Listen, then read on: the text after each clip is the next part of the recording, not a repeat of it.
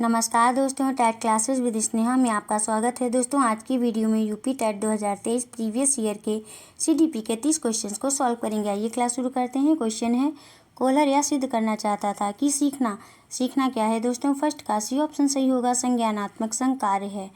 Kohler यह सिद्ध करना चाहता था कि सीखना एक संज्ञानात्मक संकार्य है। कोहलर ने अंतर्दृष्टि या सूझ को अधिगम में महत्वपूर्ण माना है। निसंदेह सूझ की प्रक्रिया एक संज्ञानात्मक प्रक्रिया है जो समस्या का संज्ञानात्मक समाधान प्रस्तुत करके सीखने की प्रक्रिया को अत्यधिक सरल, सहज और उद्देश्यपूर्ण बनाती है। नेक्स्ट क्वेश्चन है दोस्तों, सेकंड क्वेश्चन,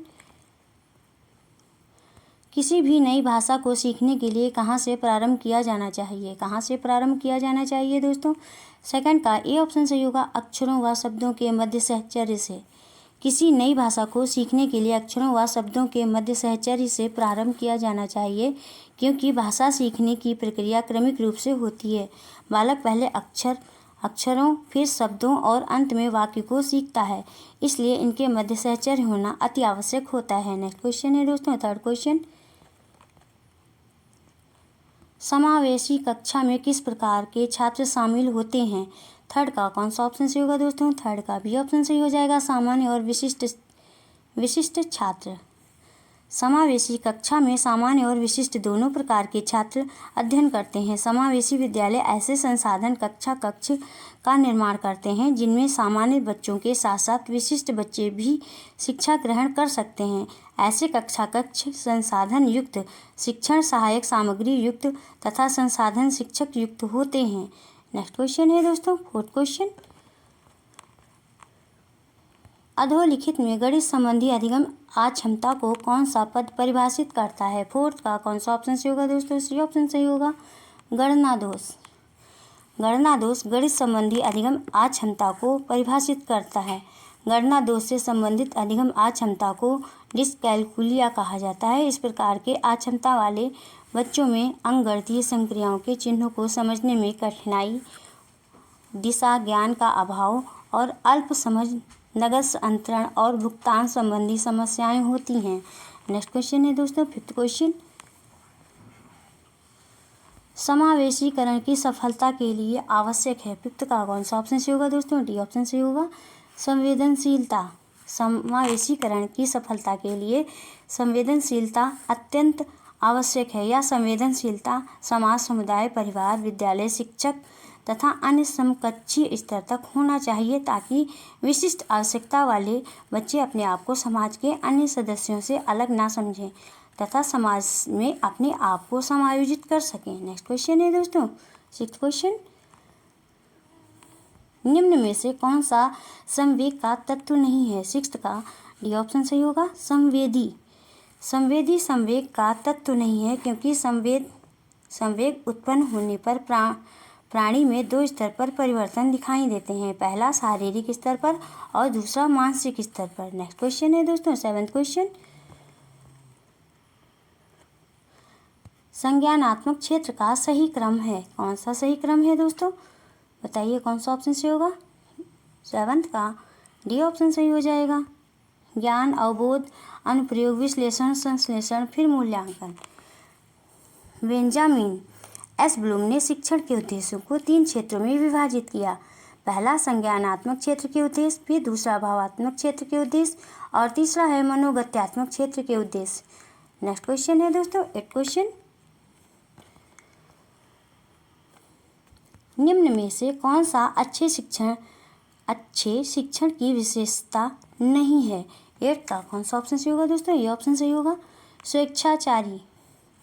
स्वेच्छाचारितापूर्ण शिक्षण वातावरण अच्छे शिक्षण की विशेषता नहीं होती है। प्रभावशाली व आनंददायक वातावरण में किए गए शिक्षण का प्रतिफल अधिगम के रूप में परिलक्षित हो जाता है। नेक्स्ट क्वेश्चन है दोस्तों, 9th क्वेश्चन,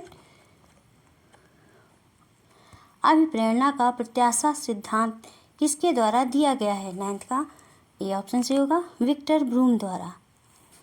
अभिप्रेरणा के संबंध में वर्ष 1964 में विक्टर ब्रूम ने प्रत्याशा सिद्धांत का प्रतिपादन किया। यह सिद्धांत अभिप्रेरणा, निष्पादन तथा कार्य संतुष्टि के कारणों को विभिन्न प्रकार से परिभाषित करता है। नेक्स्ट क्वेश्चन है दोस्तों, 10th क्वेश्चन, अग्रिम व्यवस्थापक प्रतिमान किस परिवार से संबंधित है? 10th का कौन सा ऑप्शन सही होगा दोस्तों? सी ऑप्शन सही हो जाएगा, सूचना प्रक्रियाकरण। ब्रूस आर जोयस और मार्शवेल ने अपनी पुस्तक मॉडल्स ऑफ टीचिंग में शिक्षण प्रतिमानों को 4 भागों में बांटा है। पहला है अंतः प्रक्रिया स्रोत, और दूसरा है सूचना प्रक्रियाकरण, और तीसरा है व्यक्तिगत स्रोत प्रतिमान, और चौथा है व्यवहार परिवर्तन स्रोत प्रतिमान। इस प्रकार के प्रतिमानों को पुनः कई विभागों में विभाजित किया गया है। नेक्स्ट क्वेश्चन है दोस्तों 11th क्वेश्चन।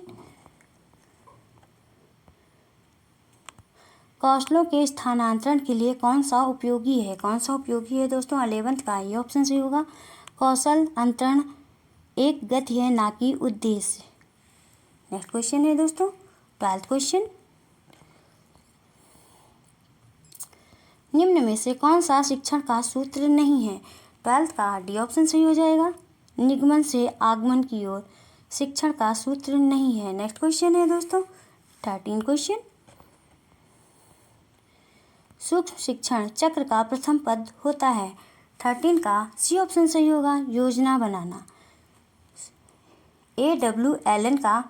एलन को सूक्ष्म शिक्षण का जन्मदाता माना जाता है। सूक्ष्म शिक्षण चक्र का प्रथम पद योजना बनाना होता है। नेक्स्ट क्वेश्चन है दोस्तों 14 क्वेश्चन। निम्न में से कौन सा अवबोध स्तर के शिक्षण में शामिल है? 14 का डी ऑप्शन सही होगा, अन्वेक्षण। बोध स्तर शिक्षण व्यवस्था को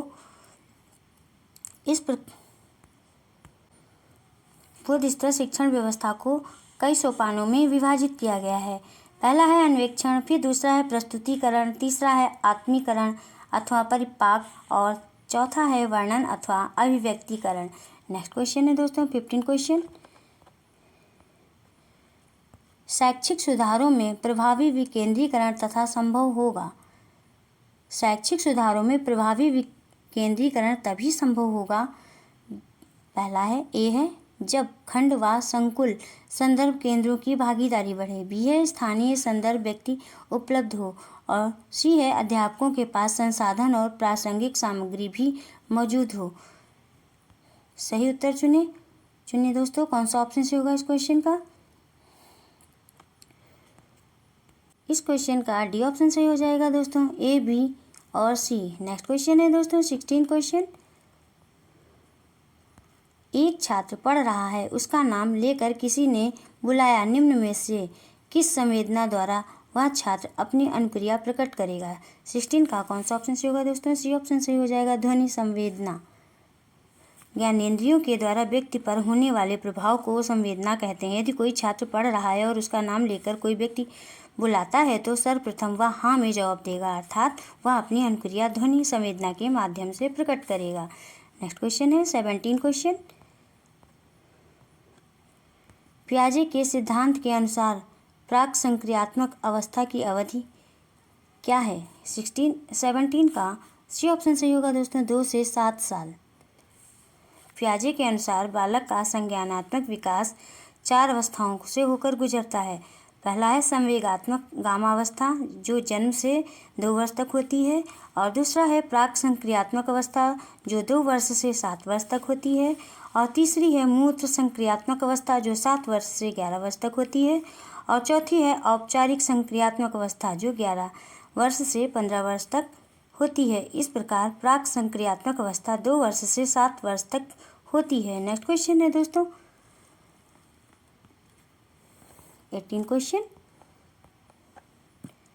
निम्न में से कौन सी बात की बाल्यावस्था के बौद्धिक विकास की विशेषता नहीं है? 18 का कौन सा ऑप्शन सही होगा दोस्तों? ए ऑप्शन सही हो जाएगा, भविष्य की योजना की सूझबूझ। भविष्य की योजना की सूझबूझ बाल्यावस्था के बाद की अवस्था अर्थात किशोरावस्था की बौद्धिक विशेषता नहीं है, क्योंकि किशोरावस्था में बालक अपने भविष्य की योजनाओं के प्रति चिंतित रहता है, जिसके कारण वह तनाव में रहता है, ना कि वह अपने भविष्य की योजनाओं के प्रति सूझबूझ प्रदर्शित करता है। यह विशेषता सामान्यतः प्रौढ़ावस्था की हो सकती है। नेक्स्ट क्वेश्चन है दोस्तों 19 क्वेश्चन। इनमें से कौन मनोवैज्ञानिक भाषा विकास से संबंध है? 19 का सी ऑप्शन सही होगा, चॉम्स्की। चोम्स्की भाषा विकास से संबंधित मनोवैज्ञानिक हैं। उन्होंने माना है कि प्रत्येक मानव शिशु में व्याकरण की संरचनाओं को एक अंतर्निहित एवं जन्मजात खाका होता है, जिसे सार्वभौमिक व्याकरण की संज्ञा दी गई है। नेक्स्ट क्वेश्चन है दोस्तों 20 क्वेश्चन। थर्नडाइक ने अपने सिद्धांत को किस शीर्षक से सिद्ध किया है? 20 का बी ऑप्शन सही होगा, अधिगम के प्रयास एवं भूल। थर्नडाइक ने अपने सिद्धांत को अधिगम के प्रयास एवं भूल का सिद्धांत शीर्षक से सिद्ध किया। इस सिद्धांत को संबंधवाद या उद्दीपक अनुक्रिया सिद्धांत भी कहते हैं। इनके अनुसार सीखने के लिए पुनर्बलन केंद्रीय तत्व है तथा अनुक्रिया का संतोषजनक परिणाम ही उद्दीपक अनुक्रिया बंधन को सुदृढ़ कर सकता है। नेक्स्ट क्वेश्चन है दोस्तों 21 क्वेश्चन। गिरोह अवस्था किस आयु वर्ग एवं विलंब विकास से संबंधित है? 21 का सी ऑप्शन सही हो जाएगा, 8 से 10 वर्ष एवं समाजीकरण। गिरोह अवस्था 8 से 10 वर्ष एवं विलंब विकास समाजीकरण से संबंधित है। नेक्स्ट क्वेश्चन है दोस्तों 22 क्वेश्चन। पियाजे के अनुसार संज्ञानात्मक विकास की तृतीय अवस्था निम्न में से कौन सा है? 22 का सी ऑप्शन सही होगा, मूर्त संक्रियात्मक अवस्था। पियाजे के अनुसार संज्ञानात्मक विकास की तृतीय अवस्था मूर्त संक्रिया अवस्था है। यह अवस्था 7 से 11 वर्ष तक होती है। इस अवस्था में बालक मूर्त वस्तुओं के संबंध में चिंतन प्रारंभ कर देता है। नेक्स्ट क्वेश्चन है दोस्तों 23 क्वेश्चन।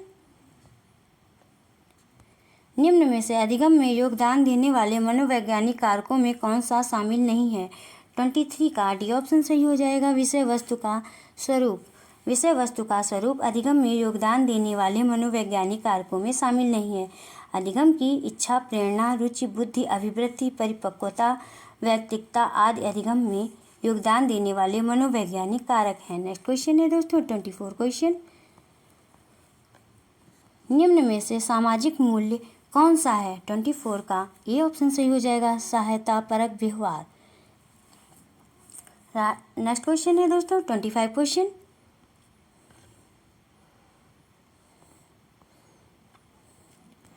पक्ष अन्वेक्षण तथा साधन साक्ष्य विश्लेषण निम्न में से किसके उदाहरण हैं? किसके उदाहरण हैं दोस्तों? 25 का ए ऑप्शन सही हो जाएगा,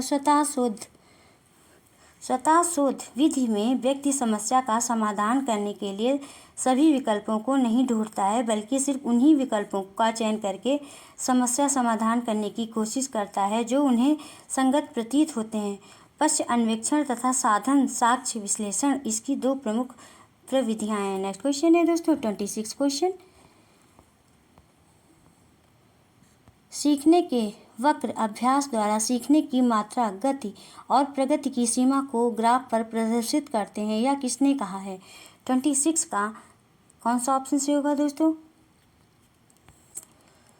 सीखने के वक्र अभ्यास द्वारा सीखने की मात्रा, गति और प्रगति की सीमा को ग्राफ पर प्रदर्शित करते हैं। यह कथन गेट्स व अन्य के हैं, इनमें से कोई विकल्प सही नहीं है। नेक्स्ट क्वेश्चन है दोस्तों 27 क्वेश्चन। निम्न में से कौन सा थर्नडाइक के अधिगम के प्राथमिक नियमों में शामिल नहीं है? 27 का कौन सा ऑप्शन सही होगा दोस्तों? 27 का ये ऑप्शन सही हो जाएगा, सहचर्यात्मक स्थानांतरण का नियम। नेक्स्ट क्वेश्चन है दोस्तों 28 क्वेश्चन। अनुकूलित अनुक्रिया सिद्धांत किसके अनुकूलन पर बल देता है? 28 का बी ऑप्शन सही हो जाएगा, व्यवहार। अनुकूलित अनुक्रिया सिद्धांत व्यवहार के अनुकूलन पर बल देता है। इस सिद्धांत के अनुसार अस्वाभाविक उद्दीपक को स्वाभाविक उद्दीपक के साथ बार बार प्रस्तुत करने पर प्राणी अस्वाभाविक उद्दीपक के प्रति भी स्वाभाविक उद्दीपक जैसी अनुक्रिया करने लगता है। मतलब कि उसकी अनुक्रिया या व्यवहार अस्वाभाविक उद्दीपक के साथ अनुकूलित हो जाती है। नेक्स्ट क्वेश्चन है दोस्तों 29 क्वेश्चन। क्रिया प्रसूत अनुबंधन का दूसरा नाम है? 29 का कौन सा ऑप्शन सही होगा दोस्तों? बी ऑप्शन सही हो जाएगा, नैमित्तिक अनुबंधन। क्रिया प्रसूत अनुबंधन का दूसरा नाम नैमित्तिक अनुबंधन भी है। अधिगमकर्ता की अनुक्रियाओं का पुनर्बलन के लिए अनुबंधन का एक निमित्त होने के कारण इस सिद्धांत को नैमित्तिक या यांत्रिक या साधनात्मक अनुबंधन सिद्धांत के नाम से भी संबोधित किया जाता है। नेक्स्ट क्वेश्चन है दोस्तों 30 क्वेश्चन। निम्न में से कौन सी अधिगम की एक विशेषता नहीं है? 30 का कौन सा ऑप्शन सही होगा दोस्तों? 30 का ए ऑप्शन सही हो जाएगा। अधिगम का अवलोकन प्रत्यक्ष रूप से किया जा सकता है, यह कथन सही नहीं है। बस दोस्तों आज की वीडियो में इतना ही। दोस्तों यदि आपको क्लास अच्छी लगे तो चैनल को सब्सक्राइब और लाइक ज़रूर करें। मिलते हैं नेक्स्ट क्लास में। Thank you for watching this video.